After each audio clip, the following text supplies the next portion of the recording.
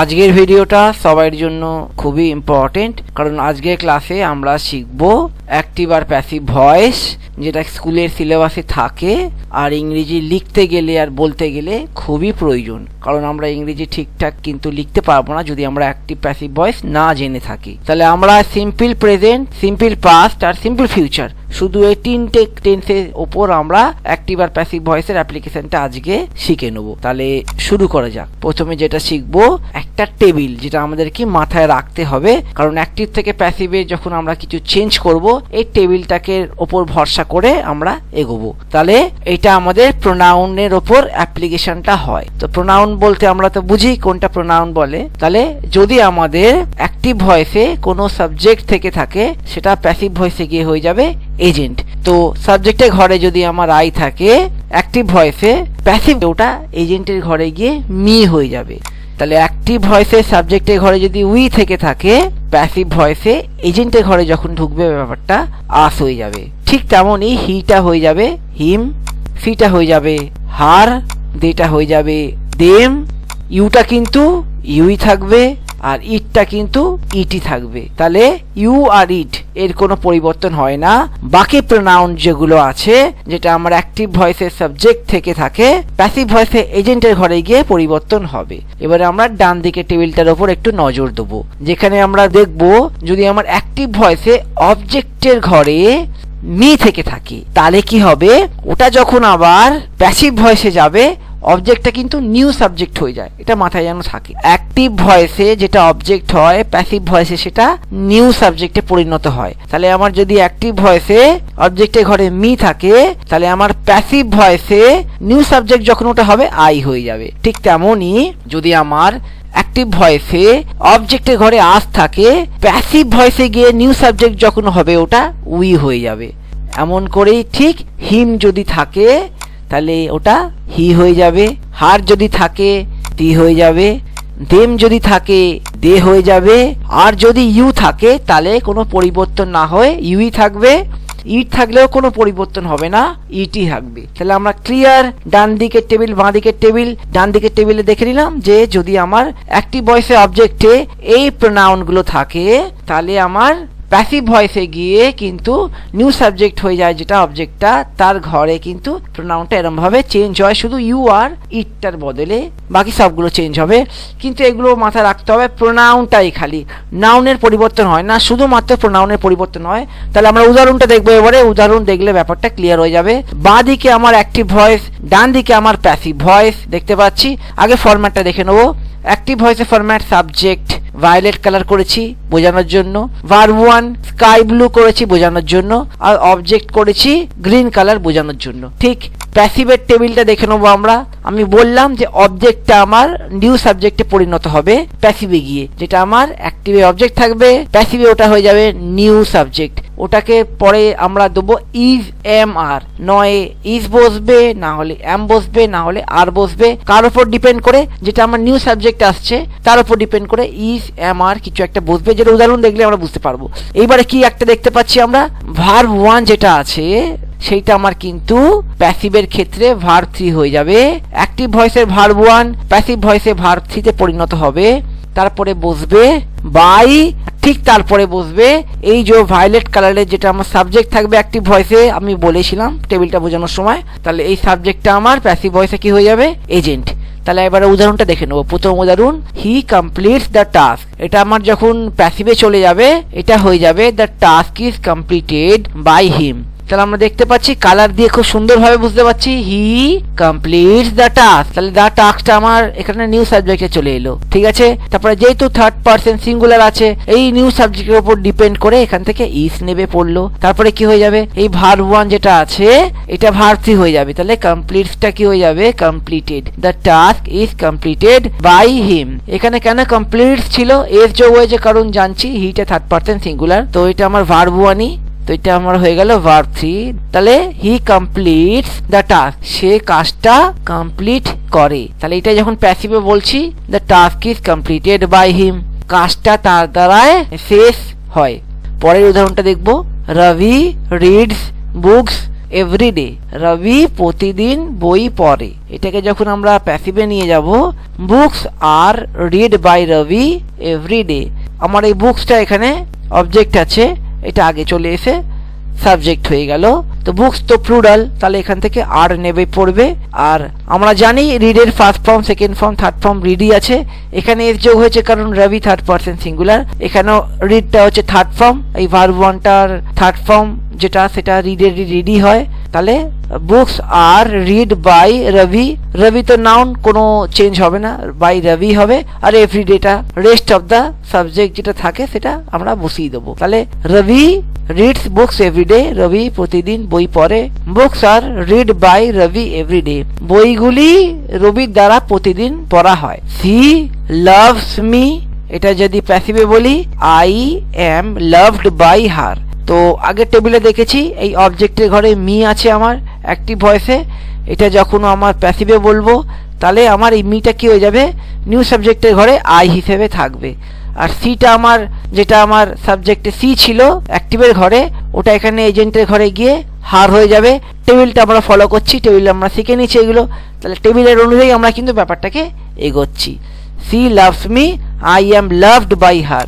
পরের উদাহরণ দেখব, they speak English, English is spoken by him.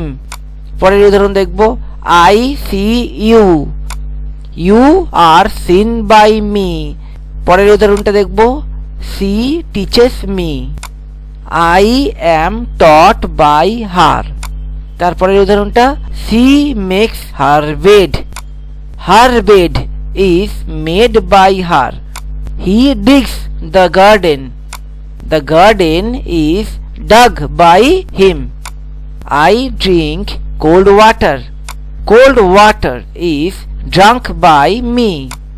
I know him very well. He is known very well by me. এটা বলতে পারি আমরা। আবার যদি আমরা বলি he is known by me very well, সেটাও বলতে পারি, তবে এইটা বেশি অ্যাপ্রোপ্রিয়েট। যেমন কি আমরা এখানে বাই রবির পরে এভরিডে বসিয়েছি, এখানে কিন্তু এই রেস্ট অফ দ্য সেন্টেন্সটাকে বারবার বাই মি এর মধ্যেখানে বসিয়েছি। He is known very well by me, এটা একটু বেশি অ্যাপ্রোপ্রিয়েট লাগছে, তাই জন্য এরকম করে সাজানো আছে।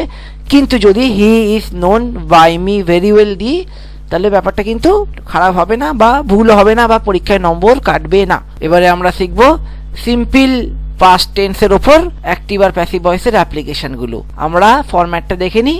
অ্যাক্টিভ ভয়েসে সাবজেক্ট, ভার্ব টু আর অবজেক্ট। প্যাসিভ ভয়েসে নিউ সাবজেক্ট ওয়াজ আর ওয়্যার, তারপরে ভার্বের থার্ড ফর্ম বসবে, বাই বসবে, তারপরে এজেন্ট বসবে। তাহলে আমরা দেখি ব্যাপারটা কিভাবে এগোচ্ছে। একটা উদাহরণ দেখে নিলাম, হি কমপ্লিটেড দ্য টাস্ক। এইটাকে যখন আমরা প্যাসিভে বলবো, দ্য টাস্কটা আগে চলে আসবে, যেটা এখানে অবজেক্ট সেটা এখানে নিউ সাবজেক্ট চলে আসবে। তাহলে এটা থার্ড পারসন সিঙ্গুলার বলে ওয়াজ বসবে। আমরা জানি যে ভার্বের ফার্স্ট ফর্ম হচ্ছে কমপ্লিট, ভার্বের সেকেন্ড ফর্ম হচ্ছে কমপ্লিটেড, ভার্বের থার্ড ফর্মও হচ্ছে কমপ্লিটেড। তো এখানে থার্ড ফর্মটা বসে গেল কমপ্লিটেড। তারপরে বাই হিম, হিটা এখানে আছে যেটা সাবজেক্টে, সেটা কিন্তু প্যাসিভে গিয়ে এজেন্টের ঘরে হিম হয়ে যাবে। আমরা জানি, তো আমরা টেবিলে শিখে নিয়েছি। হি কমপ্লিটেড দ্য টাস্ক, সে টাস্কটা শেষ করেছে। The task was completed by him, টাস্কটা তার দ্বারা শেষ করা হয়েছে। প্যাসিভে কি বলি, the task was completed by him, টাস্কটা তার দ্বারা শেষ করা হয়েছে। পরের উদাহরণটা দেখবো আমরা, রবি রোট 10 বুকস, রবি 10টা বই লিখেছে। এটাকে যখন আমরা প্যাসিভে বলবো, 10 বুকস আর রিটেন বাই রবি, 10টা বই রবির দ্বারা লেখা হয়েছে। তাহলে 10 বুকসটা এখানে অবজেক্টে ছিল, এখানে নিউ সাবজেক্টে 10 বুকস চলে এলো। 10 বুকস মানে থার্ড পারসন প্লুরাল, তাই জন্য ওয়্যার বসেছে।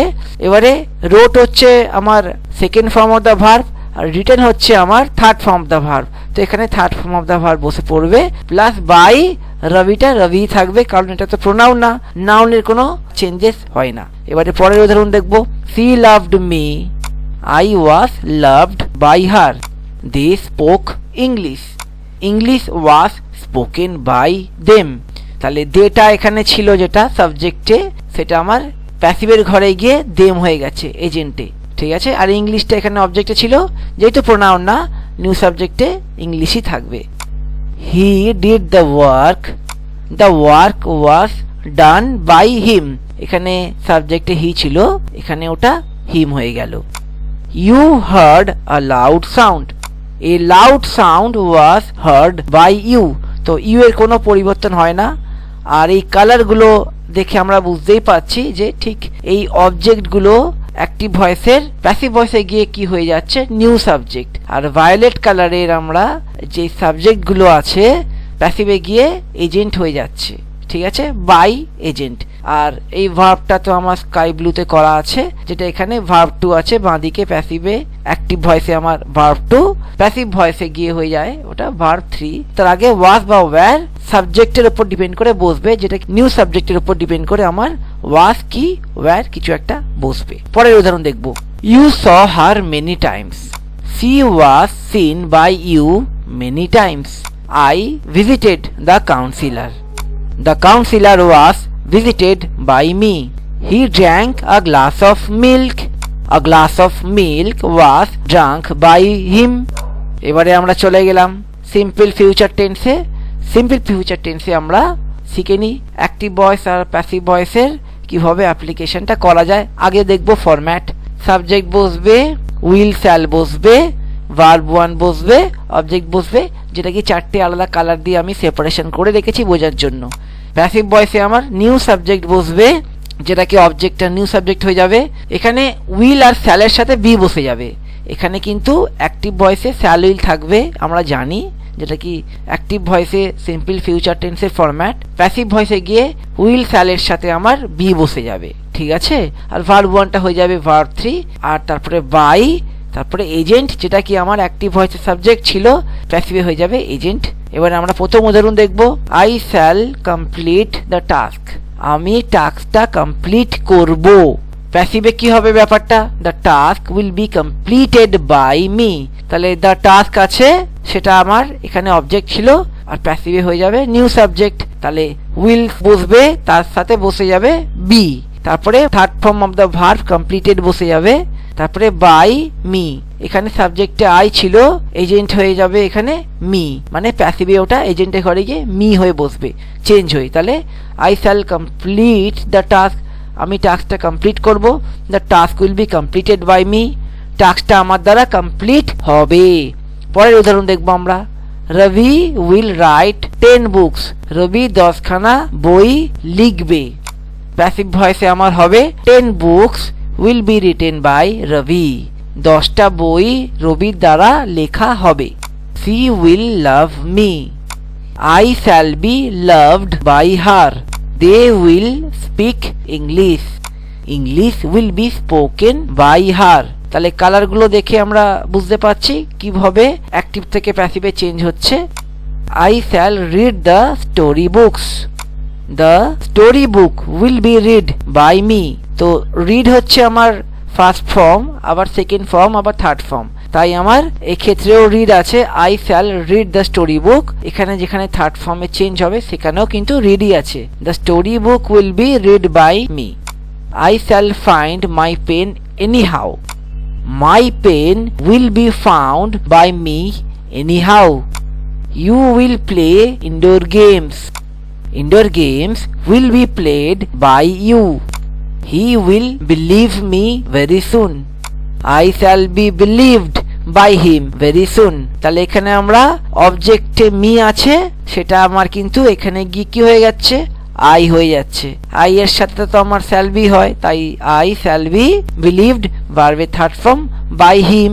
তো এই হি আছে এখানে সাবজেক্টে, ওটা আবার এখানে হিম হয়ে যাবে। তারপরে rest of the sentence very soon বসে পড়লো।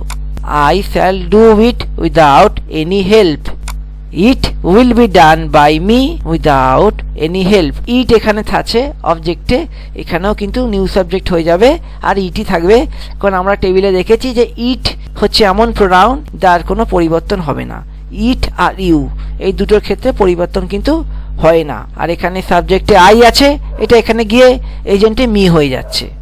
এবারে দেখবো আমরা কিছু অকওয়ার্ড আর আনন্যাচারাল অ্যাক্টিভ প্যাসিভ ভয়েসে ট্রান্সফরমেশন। কিছু কিছু অ্যাক্টিভ ভয়েস হয় যেটা কিন্তু প্যাসিভ ভয়েসে করা যায় না, কারণ হচ্ছে সেখানে কিছু ইন্ট্রান্সিটিভ ভার্ব থাকে। তো উদাহরণটা দেখলে আমরা বুঝতে পারবো। তার আগে আমরা ফরম্যাটটা দেখে নিলাম। এটা হচ্ছে অ্যাক্টিভ ভয়েসের ফরম্যাট, সাবজেক্ট, ভার্ব 1, অবজেক্ট।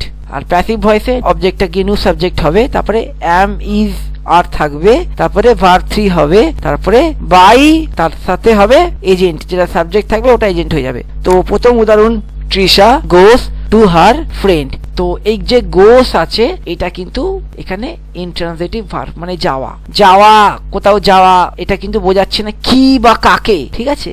সেই কারণে এটা ইন্ট্রান্সিটিভ ভার্ব। এইটা সহজভাবে প্যাসিভ হয় না, কিন্তু আমাকে যদি জোর করে প্যাসিভে করতে হয় তাহলে এটা খুব একটা আনন্যাচারাল, একটা অকওয়ার্ড সেন্টেন্স তৈরি করে। এরকম ধরনের সেন্টেন্স আমরা কিন্তু কখনোই বলবো না, কখনোই লিখবো না। কিন্তু বাই চান্স পরীক্ষায় যদি এরকম প্রশ্ন থেকে থাকে তাহলে আমরা কি করব? তাহলে আমাদের ফরম্যাটটাকে ফলো করতে হবে। তাহলে আমরা ফরম্যাটটা তো একই আছে, কি হবে, এখানে হার ফ্রেন্ডটাকে অবজেক্টে বসিয়ে দেবো জবরদস্তি, তারপরে ইজকে বসাবো কারণ থার্ড পারসন সিঙ্গুলার, তারপরে ভার্বে থার্ড ফর্ম গন বসবে, তারপরে টুটা আছে, এই টুটা এখানে বসে পড়বে, তারপরে বাই তৃষা যেটা সাবজেক্ট আছে এখানে এজেন্ট হয়ে যাবে। তাহলে her friend is gone to by Trisha, যেটা শুনতে খুবই আনন্যাচারাল আর অকওয়ার্ড লাগছে, কিন্তু এটাই হচ্ছে আমার প্যাসিভে দাঁড়াচ্ছে ফরম্যাটটা। যদি এরকম ধরনের কোনো অ্যাক্টিভ সেন্টেন্সকে আমরা জোর করে প্যাসিভ করি যার মধ্যে ইন্ট্রান্সিটিভ ভার্ব আছে আর কোনো ডাইরেক্ট অবজেক্ট নেই যে কি বা কাকে এরকম কিছু বোঝাচ্ছে, এরকম ডাইরেক্ট অবজেক্ট পাওয়া যাচ্ছে না, তো ব্যাপারটা এরকমই দাঁড়াবে। তো আমরা বললাম কি আমরা ইউজ করব না, কিন্তু যদি পরীক্ষায় কোশ্চেন থাকে তখন আনসারটা এরকম করে আমরা দেবো। পরের একটা উদাহরণ দেখছি যেটার মধ্যে একটা ট্রান্সিটিভ ভার্ব আছে, ভিজিটস। ভিজিটস হচ্ছে ট্রান্সিটিভ ভার্ব, যেখানে কিন্তু একটা কাকে ব্যাপারটা বোঝাচ্ছে, কাকে ভিজিট করেছে, কার সাথে সাক্ষাৎ করেছে, এরকম ব্যাপারটা বোঝাচ্ছে। তৃষা ভিজিটস হার ফ্রেন্ড, তো এটা বোঝাচ্ছে অবজেক্টের সাথে সাক্ষাৎ করেছে, ডাইরেক্ট বোঝাচ্ছে, ডাইরেক্ট অবজেক্ট এখানে বোঝাতে পারছে। তো এইটাকে যখন প্যাসিভ করবো সহজভাবেই প্যাসিভ হয়ে যাবে, her friend is visited by Trisha. কিন্তু আগের যে সেন্টেন্সটা আছে her friend is gone to by Trisha, এটা একটা অকওয়ার্ড আনন্যাচারাল সেন্টেন্স তৈরি হচ্ছে। পরের যে প্যাসিভ সেন্টেন্সটা আমার তৈরি হলো her friend is visited by Trisha, এটা কিন্তু একটা পারফেক্ট প্যাসিভ সেন্টেন্স তৈরি হলো। তো এই দুটো সেন্টেন্সের মধ্যে এরম ভাবে আমরা প্রথম সেন্টেন্সটা জোর করে প্যাসিভ করতে হচ্ছে যেহেতু আমার ইন্ট্রান্সিটিভ ভার্ব আছে, কিন্তু সেকেন্ড সেন্টেন্সটা যেটা ভিজিট আমার ভার্ব আছে সেটা আমার ট্রান্সিটিভ ভার্ব, সেই জন্য কিন্তু প্যাসিভ সহজেই আমার করা গেল। সাবজেক্ট ভার্ব টু অবজেক্ট, আর প্যাসিভের format new subject was were verb 3 by agent. তাহলে he went to play cricket, এখানেও ওয়েন্ট আছে, ওয়েন্টটা কিন্তু একই ইনট্রানজিটিভ ভার্ব। তাহলে এটাকে যখন প্যাসিভে করব জবরদস্তি প্যাসিভ করতে হবে, যেহেতু কি আমার এখানে একটা ঠিকঠাক অবজেক্ট পাচ্ছি না, ঠিক আছে? তাহলে এটা হবে কি cricket was gone by him to be played, cricket was gone by him to be played. তো এটা একটা জবরদস্তি প্যাসিভ সেন্টেন্স তৈরি করছি, ঠিক আছে? তো আমরা এগুলো জেনে রাখছি এই কারণে পরীক্ষায় যদি কোশ্চেনে দেয় তাহলে ব্যাপারটা আমরা এরম করে আনসারটা দিতে পারবো। কিন্তু আমরা যদি কোথাও লিখি তাহলে একদমই এটা মানান সহিত হবে না, কখনোই লিখবো না, কোনো সেন্টেন্স, কোনো প্যারাগ্রাফ, কোনো প্যাসেজ কোথাও এটা ব্যবহার করব না, এরম ধরনের প্যাসিভ ব্যবহার করবো না। অ্যাক্টিভটা খুবই ভালো, অ্যাক্টিভে ব্যবহার করব, এরম সেন্টেন্সকে আমরা শুধুমাত্র অ্যাক্টিভে ব্যবহার করব, প্যাসিভে ব্যবহার করব না। কিন্তু পরীক্ষায় যদি ভুল করে কোশ্চেন্সে আসে তাহলে এরম করে আমরা আনসারটাকে তৈরি করব, ঠিক আছে? আর পরেরটা যেমন এটা কিন্তু ইন্ট্রানজিটিভ ভার্ব না, ইন্টেন্ডেড কখনোই ইন্ট্রানজিটিভ ভার্ব না, ঠিক আছে? কারণ এখানে কি প্রশ্নটার একটা উত্তর পাওয়া যাচ্ছে, হি ইন্টেন্ডেড টু প্লে ক্রিকেট, ঠিক আছে?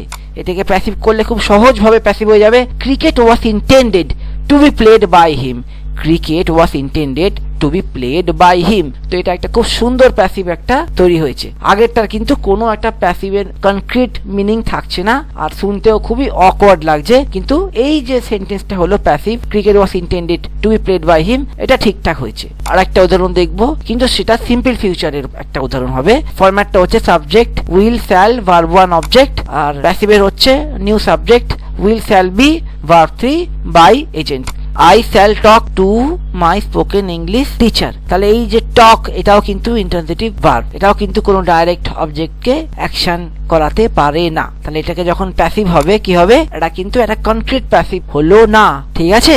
তবে পরের উদাহরণটা দেখবো আমরা, I shall tell my spoken English teacher. এই টেল কথাটা কিন্তু ট্রানজিটিভ ভার্ব, টক কথাটা কিন্তু ইনট্রানজিটিভ, টেল কিন্তু transitive. I shall tell my spoken English teacher, এটা ট্রানজিটিভ, ঠিক আছে। তাহলে এটাকে যখন আমি প্যাসিভ করব, সুন্দর প্যাসিভ হয়ে যাবে, my spoken English teacher will be told by me. এটা খুব সুন্দর একটা প্যাসিভ হয়ে গেল, ঠিক আছে। তাহলে পরেরটা দেখবো, I shall discuss with my spoken English teacher. এটাকে যদি আমি প্যাসিভ করতে চাই, তাহলে আমি এখানে একটা নতুন অবজেক্ট তৈরি করে ফেললাম। কি তৈরি করে ফেললাম, যেটা আমার ছিল না, এখানে ইট বলে কিছু ছিল না। I shall discuss with my spoken English teacher, আমি আমার স্পোকেন ইংলিশ টিচারের সাথে ডিসকাস করবো। কি ডিসকাস করবো, এই কিটাকে আমরা এখানে চলে এলাম, কি ডিসকাস করবো, ইট, এইটা ডিসকাস করা হবে আমার স্পোকেন ইংলিশ টিচারের সাথে আমার দ্বারা। It will be discussed with my spoken English teacher by me.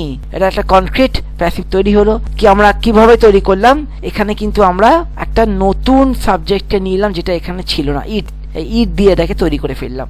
তো এটা করা যেতে পারে যখন আমার কোনো কনক্রিট অবজেক্ট পাচ্ছি না, তো আমরা এরকম একটা অবজেক্টে বসে তৈরি করতে পারি একটা প্যাসিভ ঠিকঠাক সেন্টেন্স। সেটাও আমরা আজকে দেখে নিলাম এই ভিডিওতে। তো এই ভিডিওটা ভালো লেগে থাকলে লাইক করো, চ্যানেলটাকে সাবস্ক্রাইব করো। তাহলে আজকে এই অবধি রাখলাম, পরের দিন আমরা কন্টিনিউয়াস টেন্সের উপরে অ্যাক্টিভ আর প্যাসিভের অ্যাপ্লিকেশনটা শিখবো।